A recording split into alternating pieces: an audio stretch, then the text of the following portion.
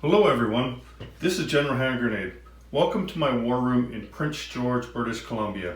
Today's video is another in our series of Global War Chronicles with my friend Morten from Denmark. Hello Morten, how you doing? I'm Brian, I'm good. It's good to be back. Good. Okay, so today's video is going to be on submarines and in particular on convoy rating. So it'll be more than submarines, but we kind of do want to key on submarines a bit. I know that I get a lot of questions about submarines and everything, and this isn't going to be a rules video per se, but what it is going to be is like the other ones. It's how the rules were changed to what they are. And this, like the rules around convoy rating are really different than what they were in version 2. So, Morten, where do you want to begin? Well, let's start with some of the old stuff in V2. Okay. So basically, convoy and convoy rating were one of the most broken elements of version 2. It was so broken that no sane German player would ever consider rating because it was simply not worth it. The risks were too high and the potential rewards were too small, so no one ever did it. And of course, that's not good. So whenever something is broken, we looked into fixing it, and so we went through, I think, was 1.5 years of testing a lot of different things. So basically, convoy rating in itself, variations of this. So, for example, we have in V2, if you placed a surface ship on escort duty, it protected the whole line. Yeah. So in V3, that's no longer the case. It only protects the sea zone that the ship is in. And in the beginning, we were quite nervous about, well, how does this affect the balance? Because now suddenly the UK has to spread out a lot. But it turns out that that's actually quite what we wanted, because players tend to assemble big fleets. So whenever we can spread things out, we want to motivate players to do that. And it's more. It's kind of more realistic too. I mean, ships didn't just group all in one spot. I mean, they did that when they were going to travel somewhere, but they didn't just all sit off the coast of Gibraltar or off the coast of England. They wouldn't have been very useful if they did that. They were spread out to begin with. Yeah, and also we removed the shooting back of the convoy and placed it in the tech. So we have to research ASW now to get a convoy to shoot back. Of course, the escort ship can shoot back, but it requires that you have a ship on escort duty. Yeah, I tell you, in all the times I've been playing it, I've never seen an escort ship in version 3 be a part of that, because there's so many spaces that you can raid with the convoy lines that it's pretty easy to pick one that isn't. But the killer is that you've got all the planes now. The planes come into it much more so when you put them on maritime air patrol. I find that they're much more important in this game than they were in version 2 because of the fact that the ships don't cover the whole line. Yeah. And also in version 2, you could actually just convoy. I mean, there was no limit to what you could actually lose. So in theory, you could actually lose everything you had in the bank. So we also, there's a cap now. So for example, if Germany convoys a line, Italy cannot convoy the same line for the same amount of. So let's say that Germany takes 3 IPP from that line. So Italy cannot convoy the same line in the same turn. That was also a treasured tactic from the Axis in version 2, is that Germany would declare war and strike in the same turn, basically robbing UK for potentially 30 IPP. Yeah. And that's why Doug's made these markers as well. So, when Germany goes and convoys this line, let's say they convoy it for 2, well, there's still 1 available for the Italians. They can convoy it for 1, right? So these markers are pretty handy. And we actually tested a lot of variations on this. For example, in the Gibraltar Sea Zone, where you have 3 convoy lines meeting. So we have played with, so a submarine gets a shot on each convoy line. Yeah. Oh, so one sub. The rules are that you add up the amount of the 3 lines, and that is the amount you can lose. So each submarine gets 1 shot, but of course you can then lose more. Oh, okay. But then you have to use more submarines. Okay, so a sub doesn't get 3 shots at 3 lines sitting in one spot. No. Oh, okay. Again, we have tried a lot of variations. And because this is potentially something that can break the game. Yeah. And I think looking back, I've been playing UK in the games where it has been too much of pro-access rules we've tested, and it hasn't been fun having 0 IPP at your disposal for several turns in a row. So we've bent and tried to bend the rules a lot. And another thing that is, we also simplified the convoy lines a bit. So in version 2, there were typically more nations per line that could lose IPP. This was especially the case in the Indian Ocean, for example. Yeah, that line had 3 different things that you could have done. So the question was, well, if France doesn't have any colonies left, why would they still be vulnerable to losing IPP? Well, logically, it doesn't make sense. So things can get complicated quickly, and also for the line towards Australia. Well, there was a Dutch marker in V-2.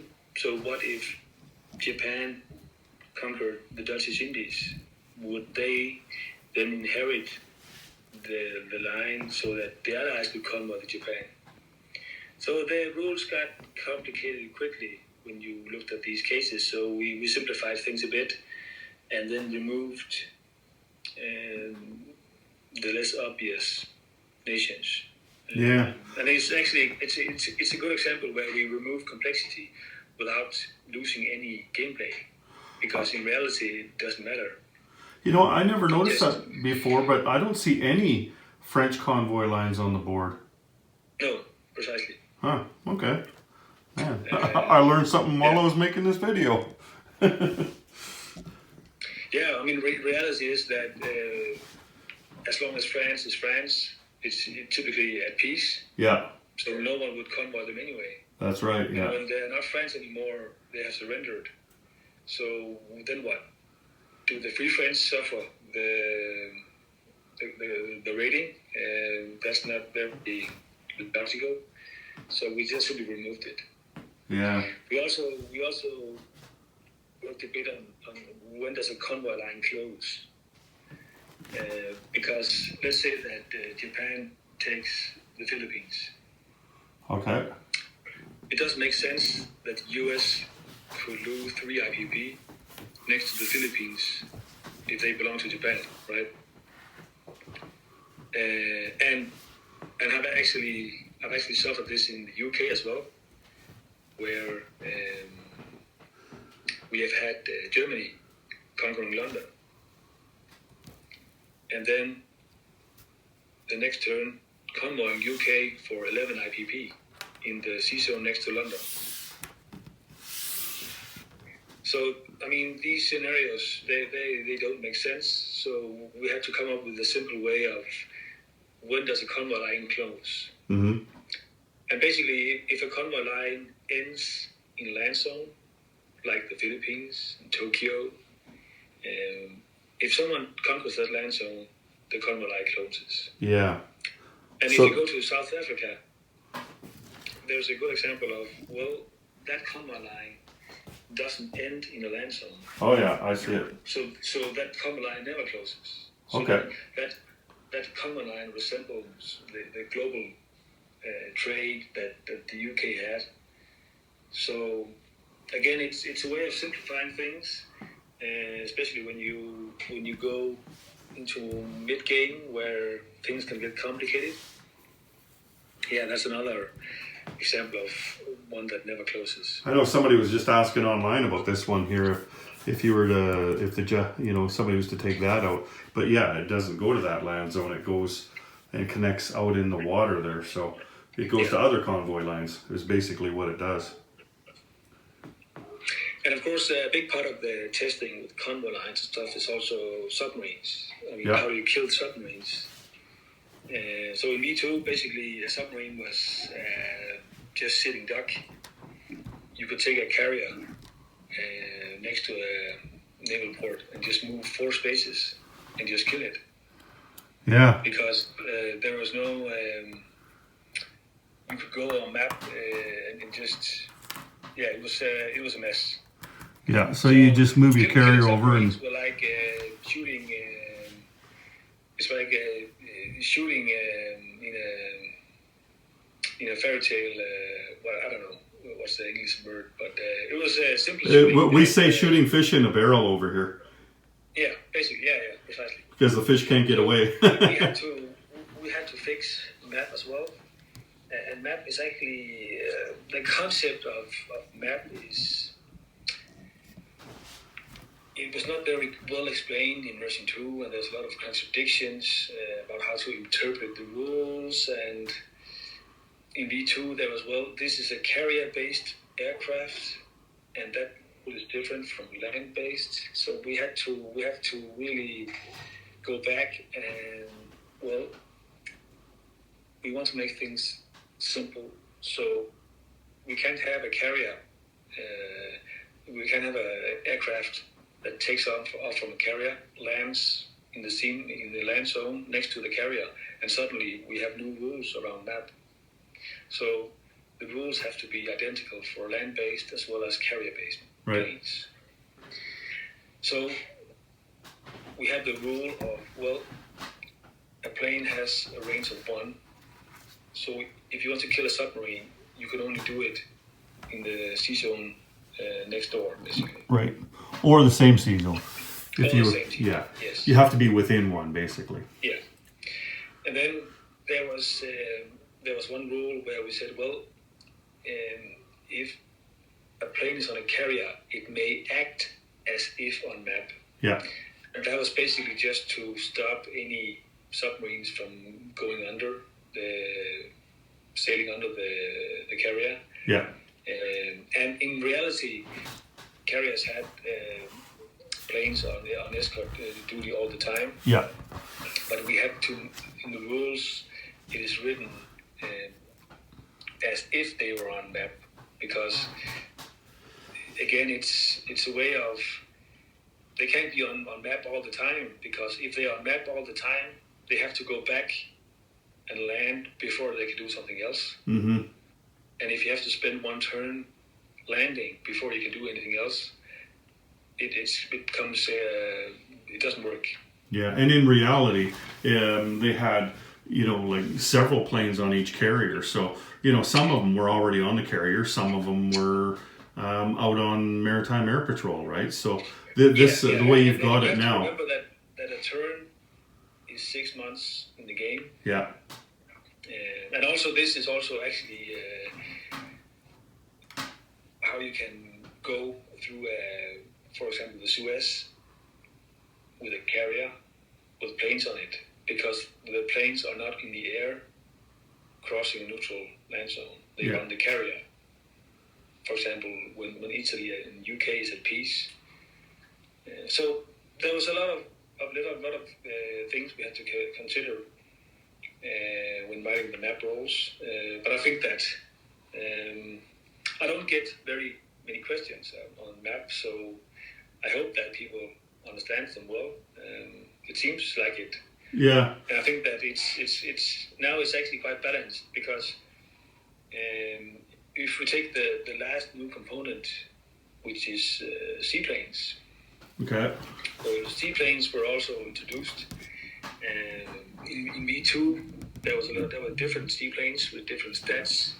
Some had longer range than others, and some had better attack defense values. So we wanted to create a single unit. So again, to simplify things. Yeah. And we went through a lot of different stats. And basically, the problem that we wanted to avoid was that people bought these as cheap fodder for naval combats. These planes have a very long range, and we don't want them. For example, let's say that in the Pacific, the Japanese can stack a bunch of seaplanes on an island, and they can basically reach most of the Pacific. So whenever a Japanese fleet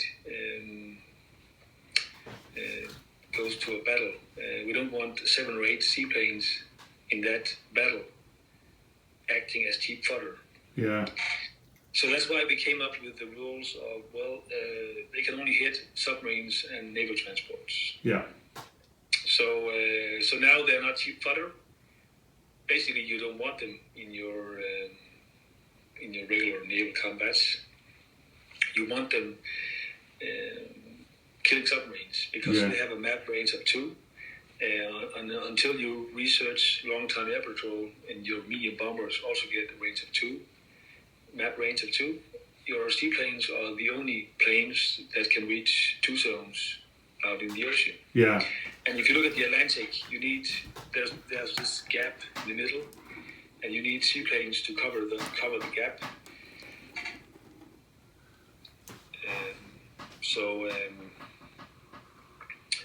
And of course they don't have that. They're not very powerful, so they only attack. They're not as good an attacker, but they can pair with a destroyer. Yeah. And perhaps kill a submarine. And they are not that expensive. So if you look at the Atlantic as a good example, you have. So this is the way you look at the way when you are an experienced player and you're, for example, playing the Allies. You have some components at your disposal. So you have typically, let's say, they have 5 or 6 ships on escort duty. You have, for example, a couple of carriers with a task force of ships. And then you have perhaps a couple of seaplanes at your disposal. And with that, you can actually cover the whole Atlantic. Yeah. If you move around accordingly and place your units so that whenever some sub tries to do something, you're in good positions to strike, and then slowly but surely you will then grind the subs away. Yeah. On the other side, if you are an experienced Axis player and you have subs at your disposal, and let's say that I usually buy a couple of subs per turn as the Axis to put pressure, and when you come experienced German player, you never lose any subs because you are so good at moving them around that you don't want to lose them. Yeah. And basically, so let's say that it might happen that, now this turn I can't convoy anything because the Allies are they're covering everything. So then I move my subs out of place, perhaps to Greenland or somewhere else. And then you can go back again whenever the UK moves away again. Yeah, I think that also sometimes players need to realize that you don't actually have to convoy a zone. If you've got 3 or 4 subs out in the water and they've got all their ships spread out, sometimes you can just gang up on a ship, right? Go after that destroyer, right? That's worth $8 right there. In V3, you can put all kinds of ships on escort duty. Yeah. Or if you want to put your expensive battleship on escort duty, hey, you can do that. Yeah. But the German player can pick it off, like you say. So it's up to you if you want to spend your big ships on escort duty. Yeah. The cool thing though is that there's so many different options for you to do that. It's a kind of a game within a game. Just the convoying. Like when I played version 2 for the first time and version 3. I didn't really know how to convoy rate, so I didn't really do it right. I just kind of, okay, I'm just going to move my tanks around and my dudes, and I'm just going to have battles, right? And it took a while for me to be able to incorporate that into my game, because I wanted to play without staring at the rules all day, but once you get it, once you start to understand this game within a game, it's actually a lot of fun. It's a lot of fun, like you said, for the Germans and the Axis to evade, and it's fun for particularly the Commonwealth, but the Americans when they get in it, to track them down. It's this hide and seek thing that's going on within World War II. It's pretty neat. And there's also another one of my favorites as when I play Germany. Well, the Germans, they have to defend Western Europe one way or the other. Yeah. And you can do that by standing on the coast. And you can also pull a bit back to Paris and Western Germany, and then land and then hit back. But you can also defend Western Europe in the Atlantic Ocean. Oh, really? So let's say that you have 15 submarines and you haven't lost anyone, and then you still have a lot of planes. Well, that's a formidable force. Yeah, especially if you have the air bases and you can scramble them. Yeah. So basically, there's a lot of usage for these for submarines in the game, and also it's also interesting when you take the Three Alliance part as well, because Germany typically builds up its fleet in the Baltic Sea. Yeah. That's the safe harbor for them to do that. And as a Russian player, you can look at these ships, and you can well, do you kill them or not? And to be honest, I mean, let's say that you were the Russians and I was Germany, and you took out my entire fleet. I mean, after the battle, you were like, "Fuck you!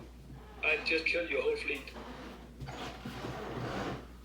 But I would say, "Well, Brian, fuck you too, because now I don't have any fleet left. So now I only have one way to go as Germany, and that's into Russia." Right? Yeah. So do the Russians want to kill the German Navy?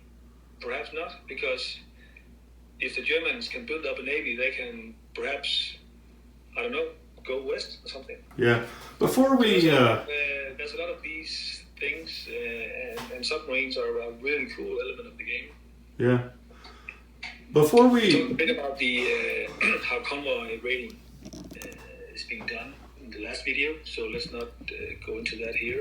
Okay, there's one thing that I would like just a little bit on, touch on some things that have been added in, like mines and surface raiders. Like you don't have to tell me exactly how they work or anything. Just tell me why they were put in the game. Yeah, well, it's a way of, again, more historical elements. So surface raiders represents especially the German pocket battleships that was a real pain in the ass.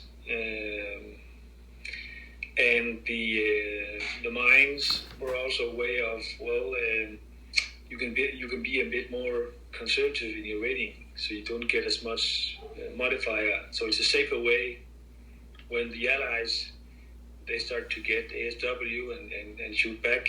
You can be less aggressive in your rating. So it's a way of adding more into this mix. Yeah. A way of using your fleet for other purposes.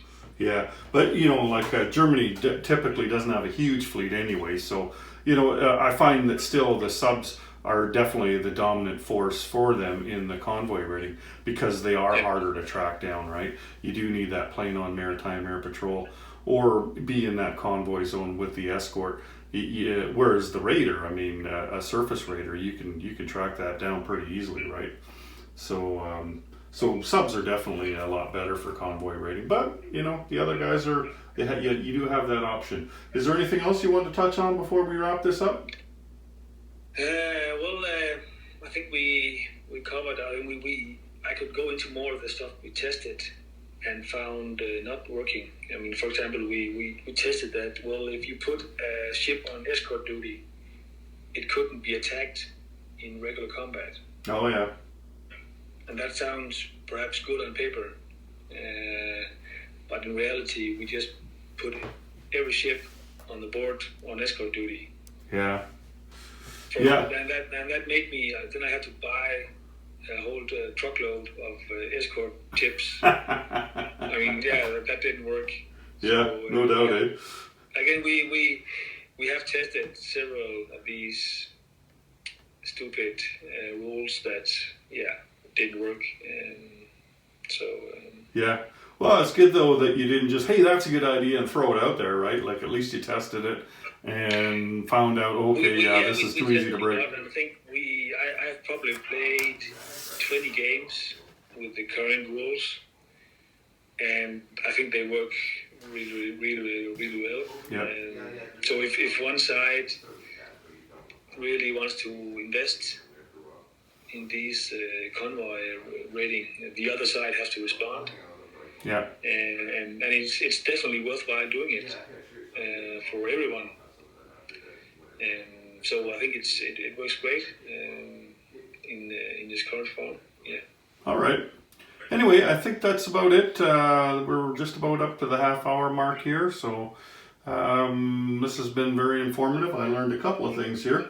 And we didn't even get into the rules, so that's kind of cool. Anyway, so thanks for joining me today, Morten, and I guess we'll talk in a couple of days, Find something else. Yeah. Whatever the next topic is we're going to go at. So let's just say goodbye to the people here. So thanks for joining us here. Take care, everyone. This is General Hand Grenade and Morten saying goodbye.